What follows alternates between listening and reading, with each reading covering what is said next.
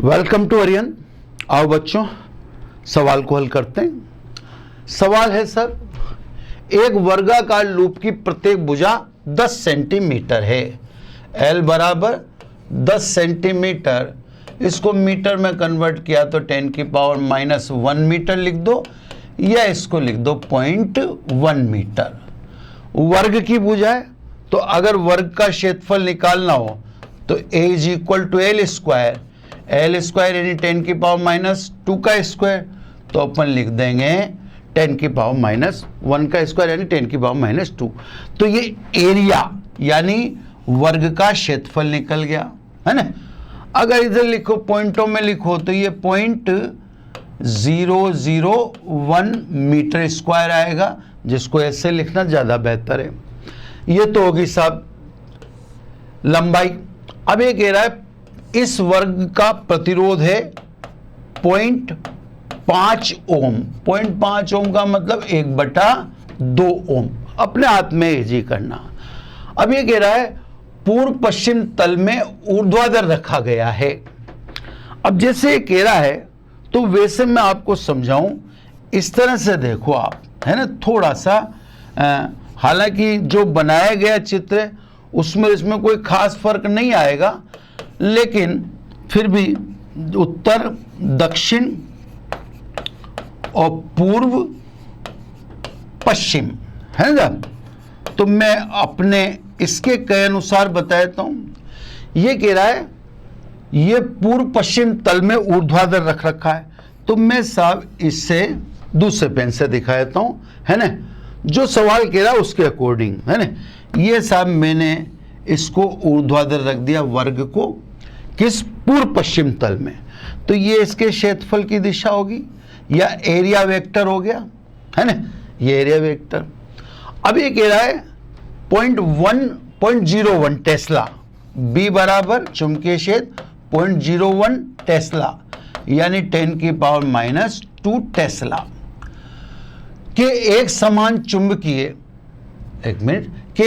चुंबकीय फ्लक्स घनत्व को उत्तर पूर्व दिशा के तल के आर पार विस्थापित किया। अब ये चुंबकीय क्षेत्र बता रहा है उत्तर पूर्व। ये दो दिशाएं बोलने का मतलब दोनों के बीच एंगल कितना हो गया, 45 डिग्री।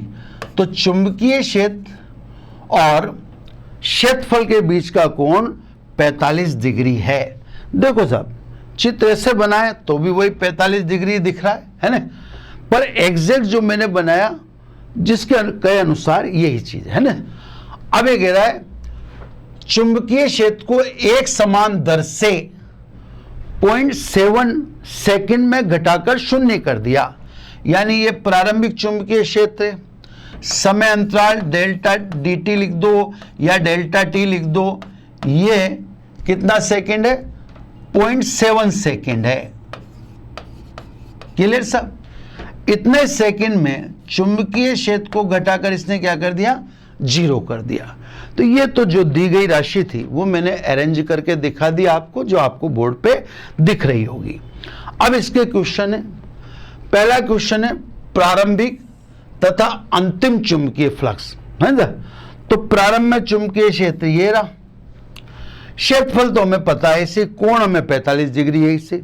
तो प्रारंभिक चुंबकीय फ्लक्स, अब अपन फाई बराबर जानते हैं B.A यानी BA cos थीटा। तो जब प्रारंभ के चुंबकीय फ्लक्स की बात करोगे तो प्रारंभ में कोण कितना लोगे, 45, और प्रारंभ में चुंबकीय क्षेत्र कितना लोगे, 10⁻⁻2। तो देखो साहब, प्रारंभिक चुंबकीय फ्लक्स यहां दिखा रखा है, इसने थोड़ा नीचे कर रखा है, मैं चित्र के साथ ही यही कर दूं। फाई बराबर बी का मान या B1 का मान 10⁻⁻2। एरिया कितना, एरिया भी 10⁻⁻2। कॉस एंगल कितना, 45। ये प्रारंभिक चुंबकीय फ्लक्स है, यानी आप देखें तो 10⁻⁻4 कोस 45 यानी 1/√2। 1/√2 ये होता है 0.707 इंटू 10⁻⁻4 और फ्लक्स का मात्रक है वेबर। तो सब ये चीज़ें आ गई आपके ये रही यहाँ पे सर, इस जगह पे देखें आप ध्यान से, थोड़ा सा इसको सिमट रहा है। तो इसने 7 पॉइंट लिखा है, मैं एक जीरो ले लेता हूँ, ये देखो 7 पॉइंट, एक जीरो ली तो ये 10 की पावर -5 वेबर हो गया। सेम आंसर है आप 0.707। तो ये सब पहला क्वेश्चन हो गया कि प्रारंभ में फ्लक्स 7.07 इंटू 10 की पावर -5। अब से सवाल को लेते जाते हैं अंतिम चुंबकीय फ्लक्स। तो भाई अंतिम चुंबकीय फ्लक्स तो क्या होगा, 0, क्योंकि आपने चुंबकीय क्षेत्र 70 सेकंड में घटाकर 0.01 या 10 की पावर -2 टेस्ला से कितना कर दिया, 0 कर दिया। जब चुंबकीय क्षेत्र 0 कर दिया तो चुंबकीय फ्लक्स 0। तो अंतिम चुंबकीय फ्लक्स क्या होगा, 0। तो प्रारंभिक चुंबकीय फ्लक्स ये रहा और अंतिम चुंबकीय फ्लक्स का मान कितना आ गया, 0। क्यों, क्योंकि B2 बराबर क्या था, 0। यह पहला क्वेश्चन हो गया बच्चों। अब आ जाइए अगले क्वेश्चन पर। अगला क्वेश्चन नंबर 2, प्रेरित विद्युत वाहक बल।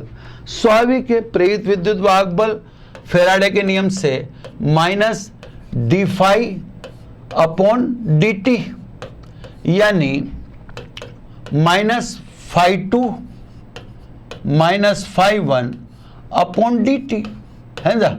देख लो सब, ये माइनस चिन्ह, φ2 कितना, 0, φ1 कितना, ये निकाल रखा अपन ने, है ना, ये लिख दिया।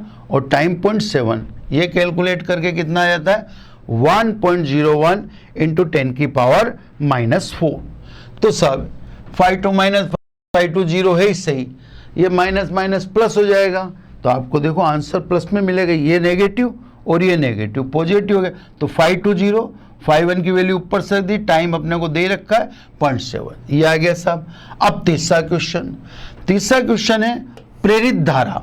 तो आपने प्रेरित विद्युत वाहक बल निकाल ही लिया, तो धारा बराबर क्या होता है, I बराबर E/R। E क्योंकि आपने कितना निकाल लिया, 1.01 इंटू 10 की पावर -4 वोल्ट, और प्रतिरोध कितना बताया, 0.05। तो ये सब आप 2.02 इंटू 10 की पावर -4 एम्पियर के दो। ये सब यहाँ पे निकाल रखा है, 2.02 इंटू 10 की पावर -4। तीसरा हो गया। चौथा, प्रेरित आवेश। अब सब प्रेरित आवेश भी सिंपल, क्योंकि Q बराबर I इंटू T। धारा अपन ने निकाल ली थी, धारा इसने पूछी थी ना अपन से, तो ये देखो प्रेरित धारा निकाल रखी है, ये रही प्रेरित धारा, क्लियर। अब डेल्टा T, तो सब प्रेरित धारा का मान लिख दो, डेल्टा T यानी टाइम कितना देखा, 0.70। तो सब ये धारा Q बराबर IT, ये धारा लिख दिया और ये समय लिख दिया, ये फाइनल आ गया प्रेरित आवेश। सिंपल सवाल था, मेरा ख्याल है आपको अच्छी तरह से समझ में आया होगा। Thank you.